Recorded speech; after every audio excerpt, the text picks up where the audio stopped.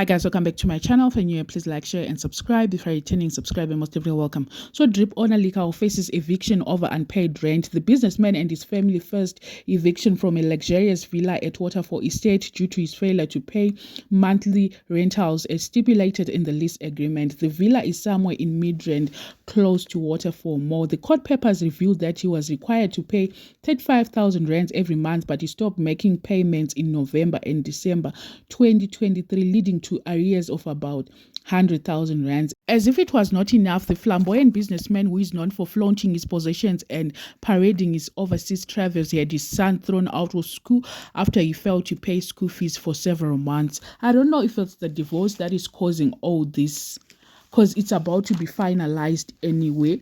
His ex-wife is also claiming that she played a significant role in establishing the drip business, including purchasing their first car with her own funds when he was struggling financially. However, when the business prospered, he excluded her in business operations, taking credit for their joint accomplishment.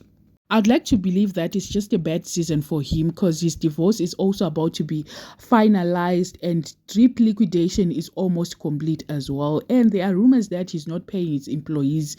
He mentioned that he closed some of his shops, and the wife is saying because he's broke. Beginning of June, he mentioned that he has made over 100 million rands through drip, and he has expanded to Kiddies Republic and Domain Jeans. So we don't know who to believe now between the two.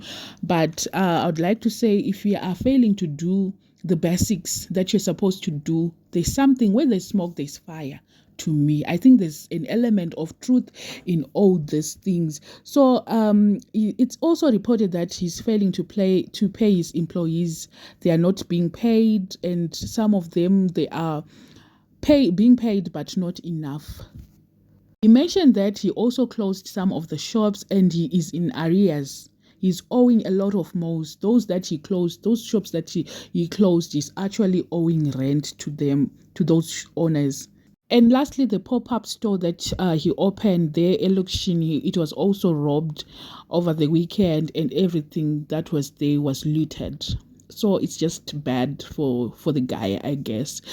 And let me know what you think about all this. Those who haven't subscribed, please make sure that you're subscribed.